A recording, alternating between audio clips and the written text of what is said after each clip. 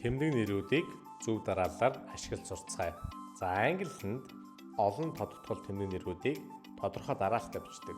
За нэг тэргуунд O буюу opinion байх ёстой. Тухайн зүйлийн тухай үзмж, үзэл баримтлал бичнэ гэсэн.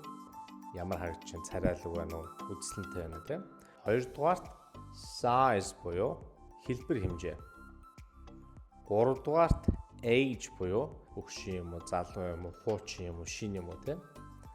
Дөрөвдүгээрт shape хэлбэр нь байх ёстой. Тавдугаарт color буюу өнгө нь байна.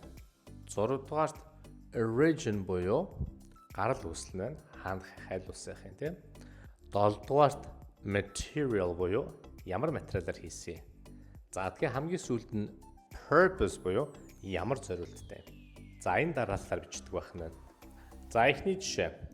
She wore a beautiful long red dress гэдэг маань зөв. Дараалал явж яах нь үзмж, хэлбэр хэмжээ, өнгө явж байна.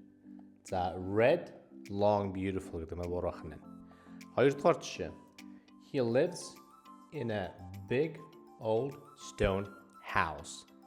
Эхнийхнээс зөв. Хэлбэр хэмжээ, нас, материал руу бичсэн байна тийм. За тэгвэл big stone old дараалал нь буруу байх нь.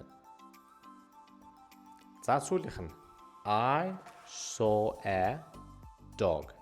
Аль хариулт нь зөв бэ? Комент хэсэгт бичүүлдээгээрэй.